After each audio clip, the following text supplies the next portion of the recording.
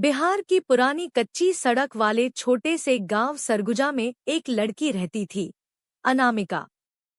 उसका घर मिट्टी और सूखी घास का बना था, बरसात में जिसकी छत जगह-जगह टपकती थी। उसके पिताजी रामकिशोर खेती और मजदूरी करते थे, जो कभी-कभी दूसरों के खेत में दिन भर मेहनत करके मुश्किल से 200-250 रुपए कमा पाते थे। माँ घर पर सिलाई का छोटा सा काम करती थी, लेकिन कई दिनों तक मशीन चलाने का भी मौका नहीं मिलता था। गरीबी उनकी जिंदगी का हिस्सा थी, लेकिन अनामिका के सपने गरीबी से बहुत बड़े थे।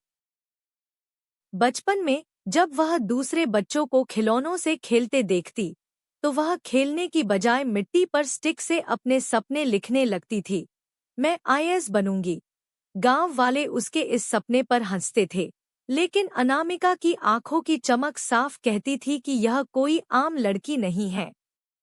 अनामिका बचपन से ही पढ़ने में तेज थी। उसकी नोटबुक का हर पन्ना साफ सुथरा, हर लाइन उसके सपने जैसी सीधी और मजबूत होती थी। स्कूल की मैडम अक्सर कह देती, ये बच्ची अगर ठीक से पढ़ाई करे तो हमारे गांव का नाम रोशन करेगी। लेकिन गांव की औरतें और कुछ मर्द इस बात को मजाक की तरह लेते। वे कहते, अरे, एक लड़की इतनी पढ़ाई करके क्या करेगी? 2-4 साल में शादी हो जाएगी, फिर रसोई में ही जिंदगी बीत जाएगी। अनामिका जब भी ऐसे ताने सुनती, तो वह चुप नहीं होती थी। उसके अंदर एक आग थी, एक जिद थी।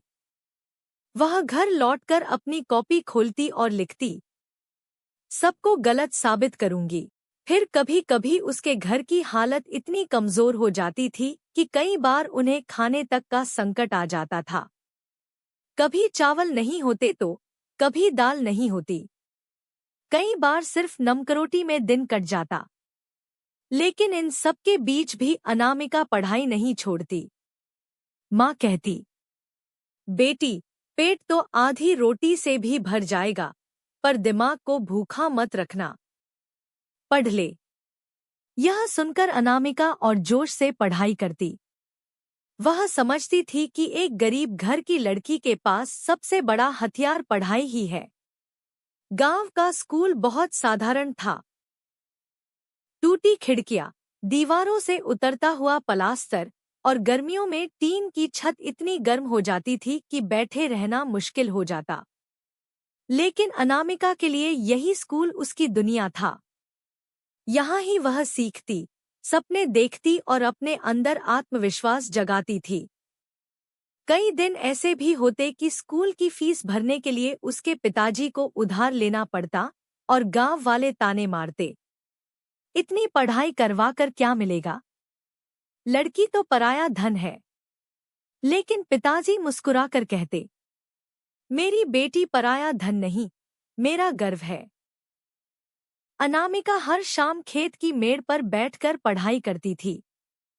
वहां से दूर-दूर तक फैला हुआ खेत, उड़ते हुए पक्षी, शांत हवा, सब उसे एक अजीब सा सुकून देते। वह अपनी किताब खोलकर पूरा ध्यान लगाकर पढ़ती थी। कभी-कभी बच्चे उसे देखकर चिढ़ाते, ओहो, बड़ी आईएएस बनेगी, हमें भी नौकरी दे देना। अनामिका कुछ नहीं कहती, बस मन ही मन सोचती, एक दिन मैं सच में आईएएस बनूंगी, तब यही लोग ताली बजाएंगे। 10वीं के बोर्ड एग्जाम का समय आया तो पूरे गांव में हलचल मच गई। अनामिका दिन रात पढ़ाई में लग गई। घर में बिजली नहीं आती थी, तो वह लालटेन के छोटे से पीले प्रकाश में देर रात तक बैठी रहती। कई बार रात में नींद आ जाती और सिर मेज पर गिर जाता, लेकिन माँ धीरे से उसका सिर सहलाती और कहती, थोड़ा और पढ़ ले बेटी, देखना एक दिन सबको पीछे छोड़ देगी।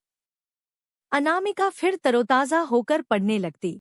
फिर परीक्षा का नतीजा आया और पूरे गांव में हलचल मच गई। अनामिका पूरे स्कूल में टॉपर थी। जिन लोगों ने ताने मारे थे, वही लोग मिठाई मांगने लगे। अरे रामकिशोर, तुम्हारी बेटी तो कमाल कर गई, हमें भी प्रसाद दे दो। अनामिका के पिताजी की आंखों में आंसू आ गए। माँ ने बेटी को गले लगाते हुए कहा, तूने तो हमारी उम्मीदों को आसमान तक पहुंचा दिया। लेकिन असली मुश्किलें अब शुरू होनी थी। खर्च बहुत था। अनामिका की फीस, किताबें महंगी थी। पिताजी ने पैसों की व्यवस्था करने की बहुत कोशिश की पर काफी मुश्किलें आईं। इस पर गांव वाले फिर ताने मारने लगे।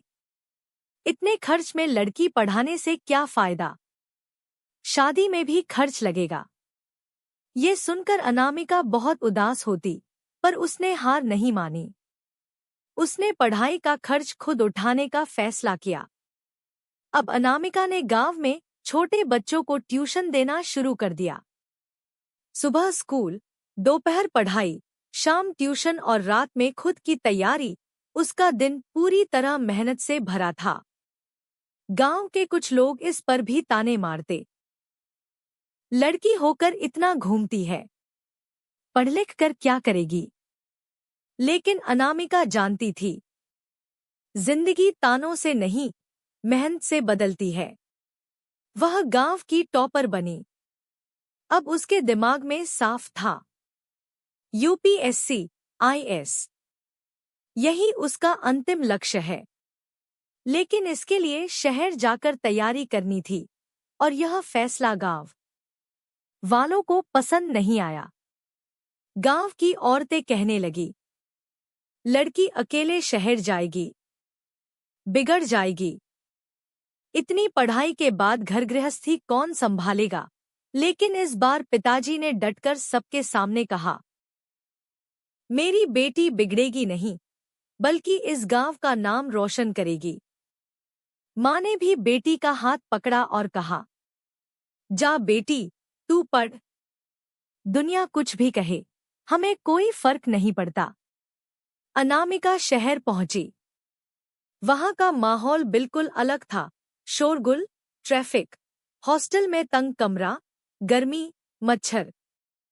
लेकिन वह किसी भी चीज से घबराने वालों में से नहीं थी। उसने सबसे सस्ते कमरे में रहना स्वीकार किया, क्योंकि उसके लिए पढ़ाई सबसे जरूरी थी। हर सुबह चाय बनाकर पढ़ने बैठना, फिर कॉलेज जाना, शाम को ट्यूशन देना। उसका हर दिन चक्र की तरह घूमता रहा।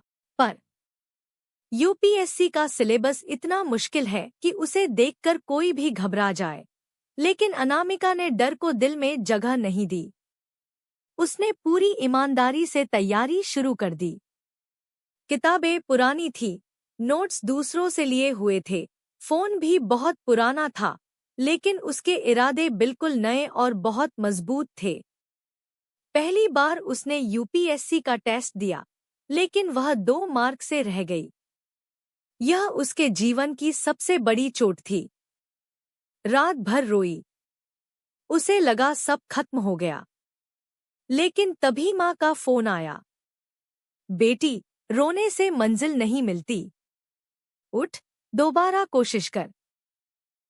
माँ की आवाज में वह ताकत थी जिसने अनामिका को फिर जीवन दिया। अब उसने तैयारी 3 गुना मेहनत से शुरू की।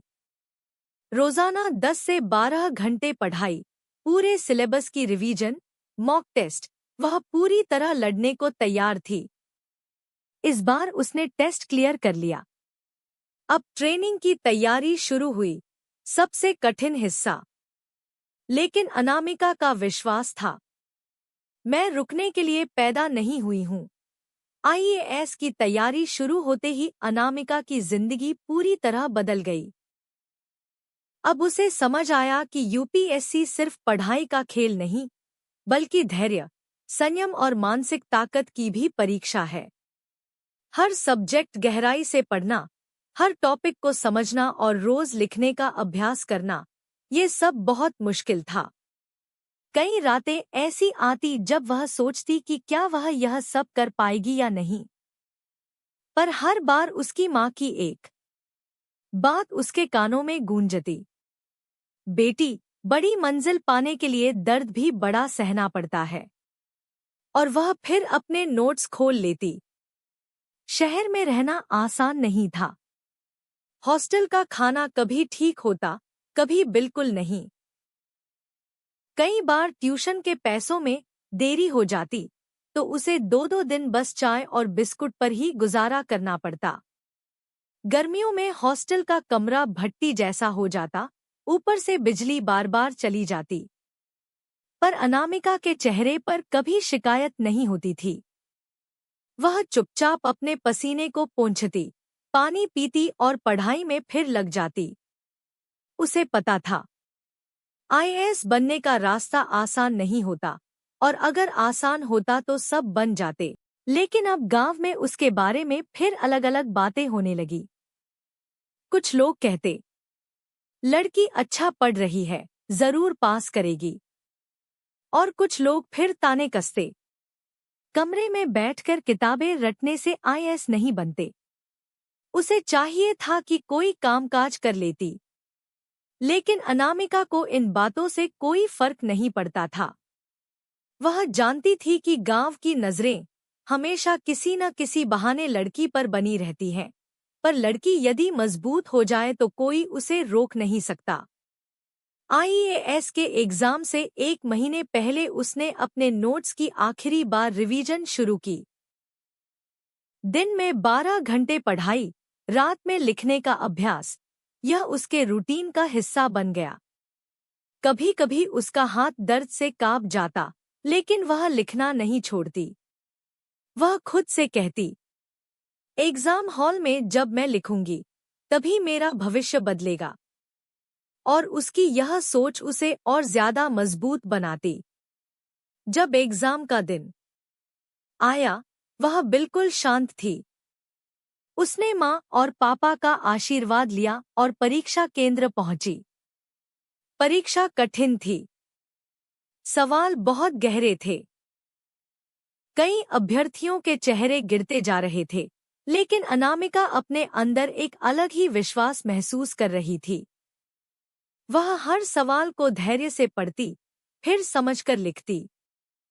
परीक्षा खत्म होने के बाद उसने गहरी सांस ली। पहाड़ का सबसे कठिन हिस्सा मैंने पार कर लिया। एग्जाम खत्म होते ही वह थकान से चूर हो गई। महीनों की मेहनत, नींद की कमी, तनाव, सब एक साथ शरीर पर गिरने लगा। लेकिन उसने आराम नहीं किया। वह जानती थी कि अब इंटरव्यू की तैयारी करनी है, जो सिर्फ बुद्धि की नहीं, बल्कि व्यक्तित्व की परीक्षा भी होती है। उसने योग करना शुरू किया, रोज अंग्रेजी के इंटरव्यू सवाल पढ़ती और आईने के सामने खुद से बात करके आत्मविश्वास बढ़ाती। इंटरव्यू में जाने में अभी वक्त था, लेकिन इसी बीच एक बड़ा झटका लगा। उसके पिताजी की तबीयत अचानक बहुत खराब हो गई। गांव से फोन आया, रामकिशोर जी को तुरंत अस्पताल ले जाना पड़ेगा। अनामिका का दिल टूट गया। वह तुरंत गांव पहुंची। डॉक्टरों ने कहा, इलाज महंगा है। अनामिका बिना एक पल सोचे अपनी सारी बचत ले आई। उसके पास जो भी पैसे टेस्ट के बाद की तैयारी के लिए रखे थे, वह सब पिताजी के इलाज में लग गए।